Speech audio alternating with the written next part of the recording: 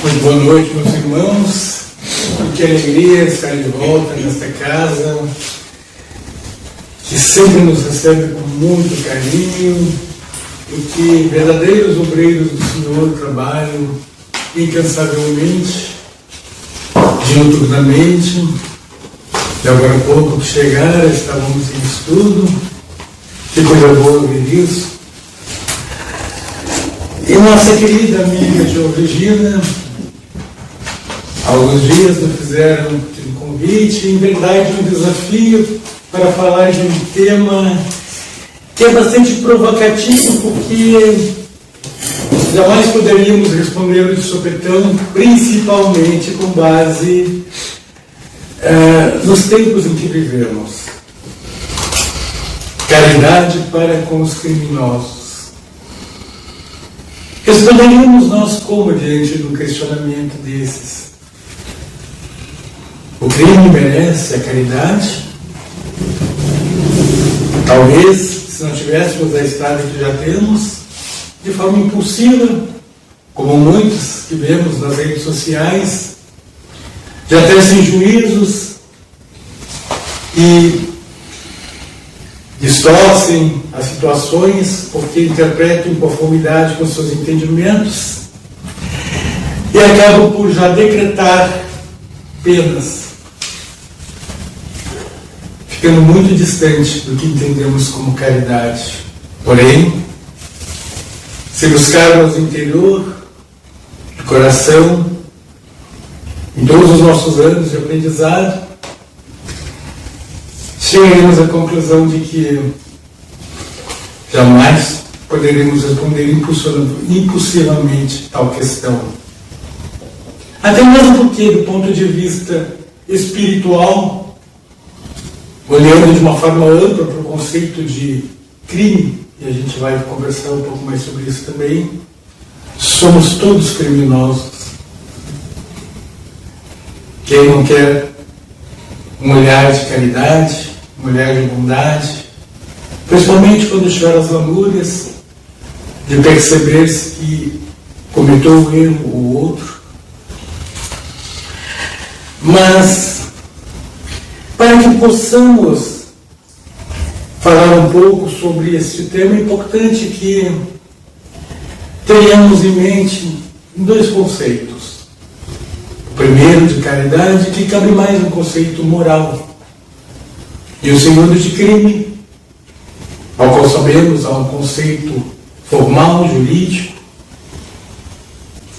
E olhando então para esse conceito de caridade, e certamente cada um de nós aqui poderia dar um determinado conceito do seu entendimento, apesar de que, por sermos estudantes da doutrina, compartilharmos de uma mesa de estudo, muitas vezes, em momentos de palestras, seguramente haverá uma certa comunhão no nosso entendimento, talvez com palavras pouco diferentes, mas todos nós falaremos de forma muito similar sobre o que é a caridade. Eu busquei um conceito aqui, mais específico, até para tratar um pouquinho mais sobre ela, e que diz: caridade é a virtude de amar e ajudar o próximo sem esperar nada em troca. É uma ação ou sentimento que pode ser expresso por meio de doações, gestos de bondade ou mesmo por uma atitude de compaixão. Se pudéssemos sintetizar, diríamos: caridade é o amor em movimento. É uma aplicação prática do amor. Poderíamos teorizar sobre o conceito de amor, os gregos mesmo, justamente para tentarem se entender, eles acabaram categorizando o amor em vários níveis, colocando lá no ápice o amor ágape, e na base o amor eros, aquele amor impulsivo, sexual, que atrai os casais, que são responsáveis justamente pela formação das famílias, a continuidade da espécie. Temos o amor filos, temos aquele amor justamente que aquela mãe que gestou um filho durante 9 meses, ela tem por seu filho ali. Então vejam que o amor, nós podemos fazer isso com a caridade, podemos também tentar categorizá-las em níveis diferentes, mas basta saber que a caridade é o amor em movimento, é aplicado. Não há caridade sem um ato de amor. Você pode pensar, de repente, retirar o amor da caridade, mas fica aquela caridade vazia, sem sentido. O simples ato de você doar alguma coisa, um móvel de sua casa, um sofá velho, quando você doa para não jogar no lixo, porque jogar no lixo seria incorreto, você vai estar poluindo. Quantos locais nós passamos por aí, pelas ruas, às vezes vemos um sofá atirado no lixo, ali, porque ao invés de tentarem arrumar para doar para alguém, simplesmente jogar no lixo, poluíram mais. Mas simplesmente doar sem um sentimento de uma razão, de um porquê, não é uma caridade. É simplesmente como dizer assim, não, mas eu não quero botar no lixo, mas ele fora, alguém que pegue. Isso não é uma caridade. A caridade deve ter intenção, deve ter um propósito. Então, neste caso, podemos entender assim como a caridade sendo esse fenômeno do amor em movimento. Já no conceito de crime, se olharmos dentro do conceito mais formal, e aqui eu até coloquei crime é justamente igual a delito, qualquer delito. E se formos olhar de uma maneira, com aquele olhar mais religioso, talvez diríamos um crime é um pecado. À luz do Evangelho Antigo, lá do Velho Testamento, é pecado, você pecou. E aliás, se formos pegar as palavras de Jesus, a questão do pecar pelo pensamento. Então, só que estamos falando já no conceito mais questão de moral. Agora, dentro do conceito formal, jurídico, nós temos até aquela famosa frase, meu latino é muito bom, me perdoe, mas que ele diz, nullum crime, nullum pena, sine praevia lege. Ou seja, não há crime sem uma lei que o tipifique e não há pena sem uma lei que é em base.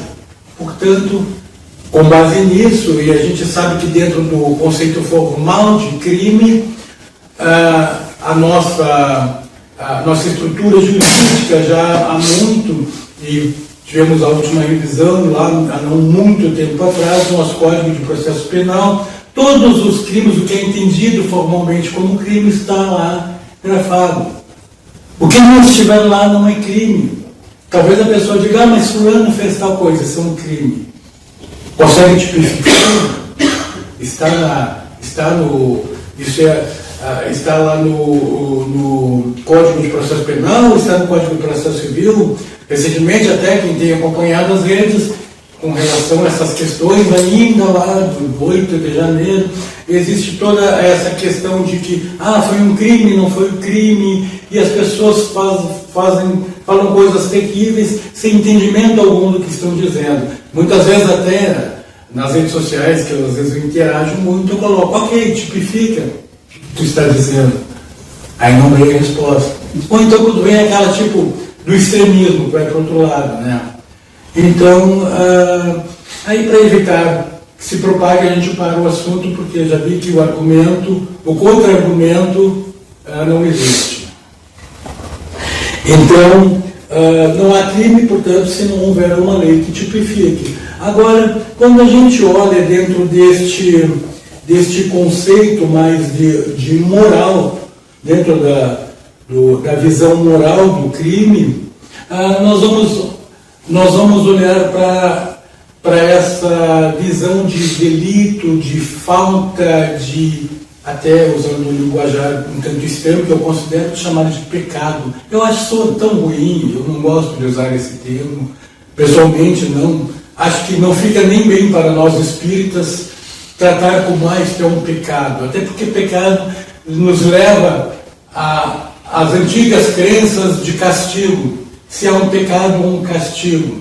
E a gente sabe que Deus não castiga, Deus é soberanamente justo e bom e jamais vai nos castigar. E ao contrário, vai nos dar infinitas oportunidades de nos reerguermos, de aprendermos.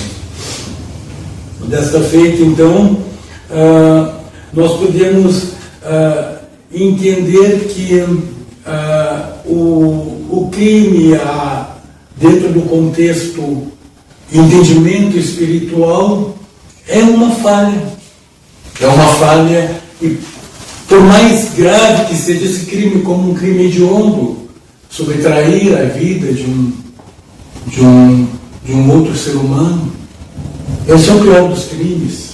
Sem contar o alto crime, quando a pessoa subtrai a própria vida, né? Mas esse, as contas, ela não vai ajustar com a justiça terrena. Isso será justamente com a espiritualidade, com a lei de causa e efeito, porque transgrediu se auto-eliminando, apesar dos problemas que enfrentava. Então, olhando por esta parte, nós temos que ter determinada conduta quando nos defrontamos com a falha do outro, seja ela qual for a falha. Não importa se uma pequena falha, como a subtração de um objeto que não lhe pertence, é um crime, a luz formal, a luz da justiça formal, e é punível. Assim como o ato que está muito discutido agora, como vandalizar, simplesmente você escrever com batom numa estátua, perder uma anel, coisa parecida, isso é um crime perante a lei. E obviamente que ele é punível, está descrito no Código de Processo Penal, mas a punição é sempre proporcional, a pena é sempre proporcional ao crime, jamais uma pena que somente um crime hediondo, às vezes nem eles pegam, justamente porque a gravidade não se iguala a subtrair a vida de um ser humano durante um assalto ou durante uma briga. Então vejam que é importante que tenhamos essa nítida compreensão de como nós devemos nos portar diante de uma relação de falha do outro. E aí vem justamente essa questão de que entra em voga a questão da lei de causa e efeito. Como nós devemos nos portar quando observamos um crime, quando sabemos um crime, nós devemos já pré-julgar, já devemos condenar aquele outro, ou nós devemos tentar amparar, compreender, se possível até, como disse, amparar, né, ajudar, auxiliar, mas jamais cometer nós um crime pré-julgando. Somos os tais para fazer isso. E se estamos falando de crime dentro do contexto moral, pré-julgar o crime do outro já é um crime. Muitas vezes não nos percebemos disso. Cometemos essa falha terrível moral de, não conhecendo o contexto, muitas vezes já expressamos um parecer sobre esta situação e aí já até decretamos uma pena para aquilo. Para aquele indivíduo. Imagina que terrível, e se não nos percebemos disso. E aí, claro, isso entra naquela classificação das nossas falhas morais. Apenas uma falha moral, um dia eu vou consertar isso. Um dia. E eu vou propagando esse meu crime, esse meu delito, que é de mim para comigo mesmo, porque eu só preciso prestar contas do caso a mim. Obviamente, a espiritualidade maior que me coordena e que me intui muitas vezes quando eu estou prestes a emitir um parecer, fazer um pré-julgamento. Muitas vezes, e quem já não sentiu isso, de ter aquela percepção de que eu devo ou não falar isso, eu devo ou não fazer esse comentário. Se muitas vezes nós sentimos esse pequeno sinal tocar, às vezes ficar calado é o melhor remédio. Então, nós temos que tentar trazer quando em contato com alguém que praticou algum crime, tentar, e digamos, esta pessoa se reportou a nós, fez o comentário conosco, ao invés de condená-la pelo crime, tentar trazer a concepção espírita desta percepção de caridade e crime. Devemos ser caridosos e não para julgarmos, mas orientarmos e deixarmos o entendimento de que, e já aconteceu de algumas vezes, em diálogos assim, algumas pessoas, mesmo dentro do movimento espírita, ainda trazem um pouco daquele ranço do serei castigado, ou então eu cometi uma falta, agora eu vou pagar por isso. Dentro do próprio movimento espírita nós temos muito isso, até porque, e não podemos condenar porque nós somos herdeiros de nós mesmos. E já estivemos por aqui tantas e tantas e tantas vezes em épocas diferentes e passamos 1000 anos de Idade Média sobre, literalmente, uma imposição e uma ideia de que você cometeu um crime, você errou, você será castigado não apenas pela lei dos homens, mas pela lei de Deus. E colocávamos aqueles medos terríveis, justamente pintando o tal do inferno, porque você vai para o inferno, você vai para o purgatório, você vai sofrer e você vai pagar por isso. E o mal que você está sofrendo hoje é justamente o que você está pagando. Não é nada estimulante, nada alentador você ouvir, de repente, explicações como essas, né? Diante da falha que muitas vezes você confessa. É muito melhor aquele famoso copo meio cheio, né? Nunca diga que o copo está quase vazio. Diga que o copo tem bastante água, é o suficiente. Então, para alguém que confessa faltas diante de nós, ou diante de faltas que nós sabemos de outrem, nunca vamos dizer que olhar para o lado negativo do copo meio vazio, mas o copo tem bastante água. Vamos beber aos poucos, bebendo aos pouquinhos. E ok, se não der para resgatar nessa, obviamente não vamos ficar sentados de berço pleno e nada a fazer. Vamos tentar nos melhorar, mas cientes de que talvez a dívida foi tão grande que necessitará de outra existência para que possamos efetivamente quitar as nossas dívidas. E todos nós temos as nossas dívidas, quem não tem, e muitas vezes elas são tão sutis para o nível que já estamos hoje em dia, que nós, se não tivéssemos o estudo da doutrina, não entenderíamos que estamos passando por uma provação. E essa provação, obviamente, é a colheita de algo que plantemos. Só que não vamos olhar para esse lado do copo meio vazio, como eu disse, do lado difícil da situação, mas de que, poxa, que bom, é a oportunidade de me melhorar. Não sei que falha cometi. E não interessa saber. E não interessa também aquele que nos confessa um crime apontar o dedo, porque isso está acontecendo porque tu fizeste tal coisa, então tu merece. Ora, deixamos a lei dos homens, que já codificou lá no Código de Processo Penal, definindo penas proporcionais a crimes. Se aplicado corretamente, perfeito, como eu disse, é um vandalismo, uma pichação, 6 meses de prisão ali, que raramente acontece, normalmente troca por cesta básica, talvez 1 ano a 2 anos, dependendo do nível de destruição, mas jamais pichar um muro, uma estátua, dar 14 anos, coisas parecidas assim. Então, isso tem a ver mais com as pessoas que atribuem essas penas, que dão essas penas, do que com a própria pessoa e o crime cometido. Então, vejam que nós temos que sim, exercitar sempre a caridade para com o criminoso. Porque quando falamos em criminoso, normalmente pensamos no crime hediondo, né? E o criminoso não é só o que comete o crime hediondo.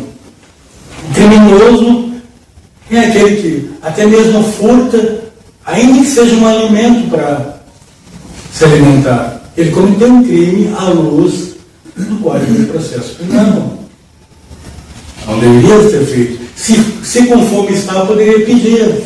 Mas de repente não me dariam o alimento, me negariam. Ok, baixa na outra porta. Mas jamais furte para saciar a fome. Ok, a pessoa vai dizer assim, mas havia uma justificativa, estava com fome.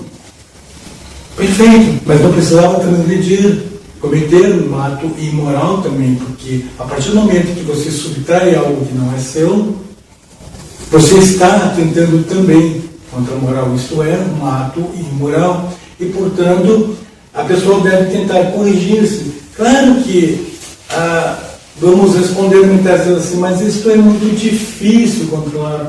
Perfeito, mas a nossa estrada é longa. Quando pergunto quem é Jesus, é nosso modelo e guia. E nós não vamos tentar ser igual a Jesus já de um momento para outro, mas temos que virar. Se quisermos chegar na lua, vamos virar o sol. E aí nós vamos ter condições de chegar lá e muito mais além.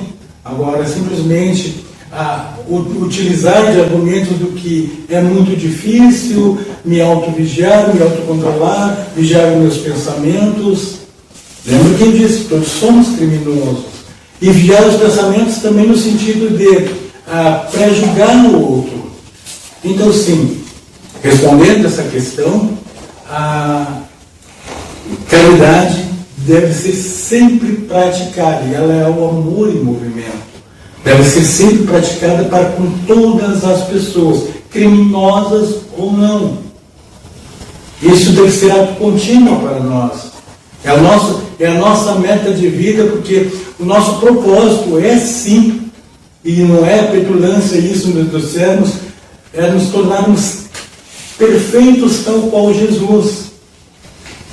Porque até me converso uma vez com um amigo, ele sempre questiona assim, quando tiver dúvida, questione, como Jesus faria? Como Jesus responderia? E aí é o suficiente que, se você for sincero na sua pergunta, você já tem a sua resposta. Então, é nos tornarmos tal qual nosso modelo e guia. Então, dentro dessa pequena reflexão aqui, eu queria ainda trazer uma outra questão. Como praticar a caridade para com os criminosos? Claro que, se fizermos uma pequena análise aqui do que comentamos, já dissemos várias situações que poderia ser. Mas, por exemplo, nos ajuntarmos, nos reunirmos em grupos de ajuda, de auxílio ao próximo. Fomos convidados já há algum tempo e fazemos parte, já há bastante tempo ali, de grupos de auxílio a dependentes químicos.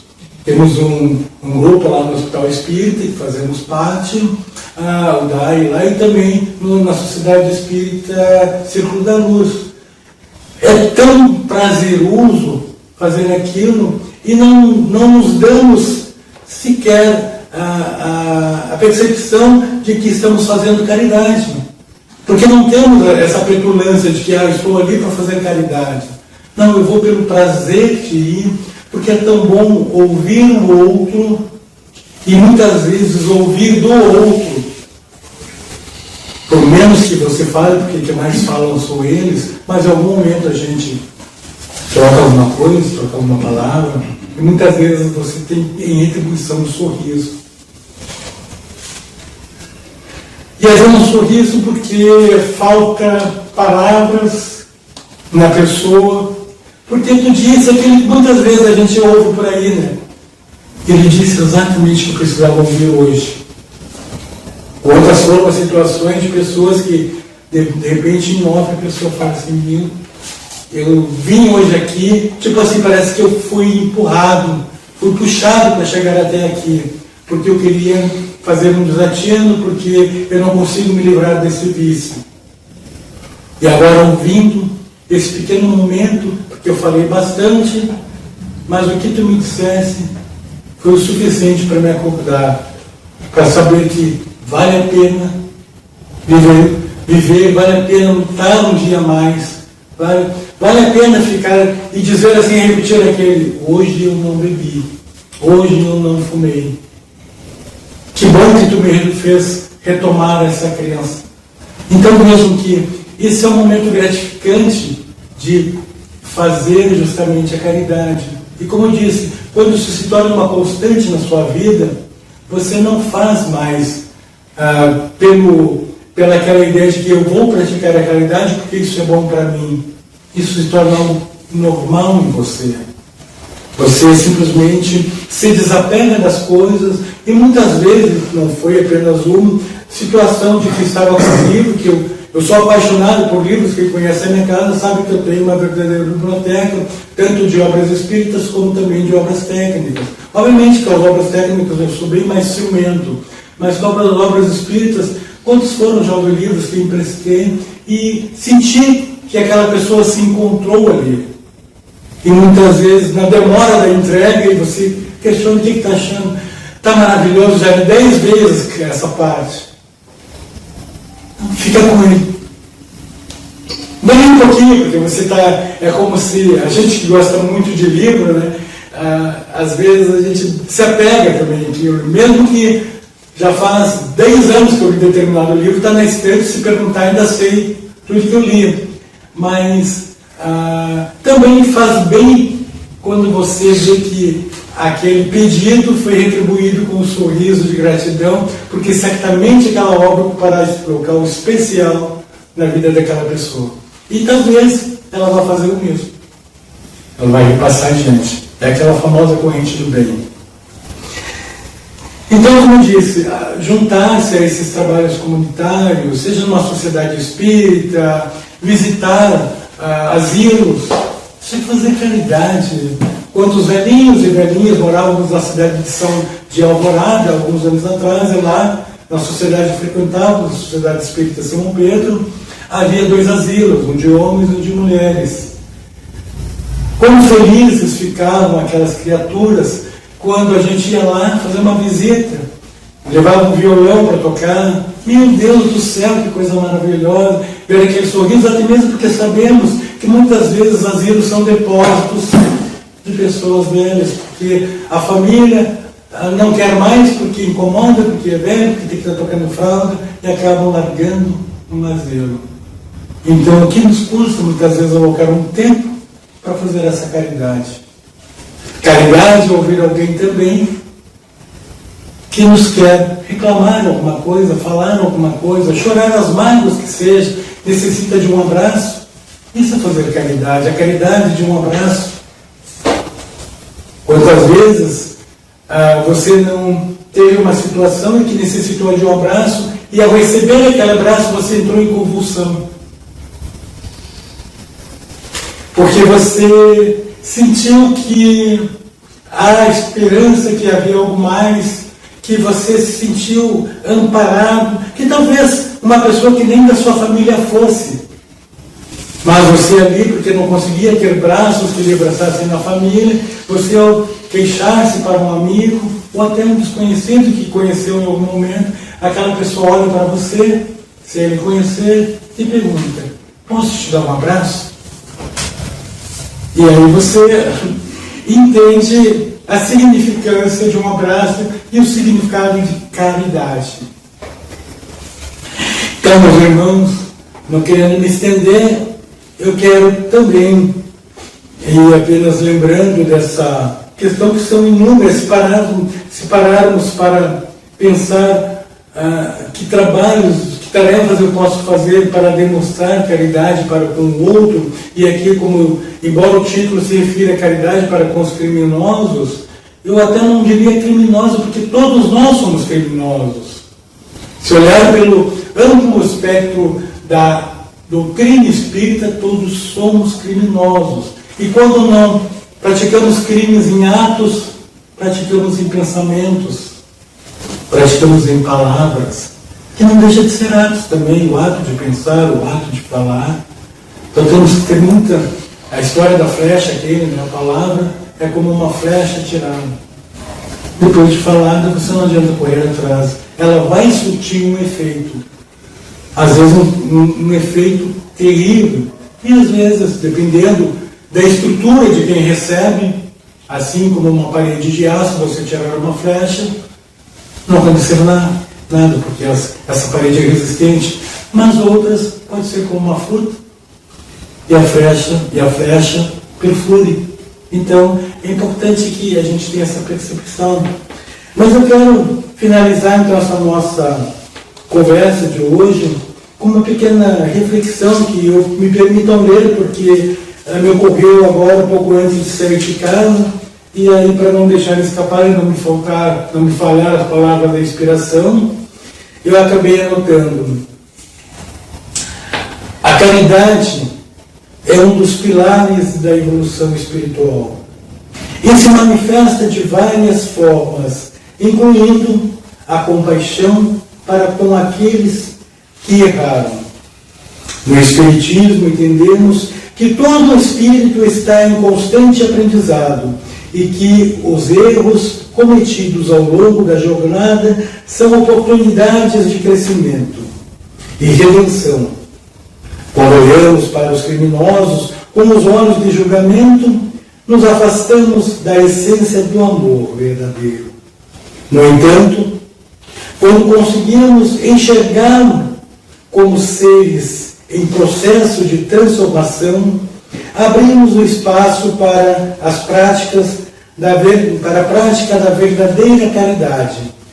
Aquela que escolhe, orienta e oferece a possibilidade de reabilitação.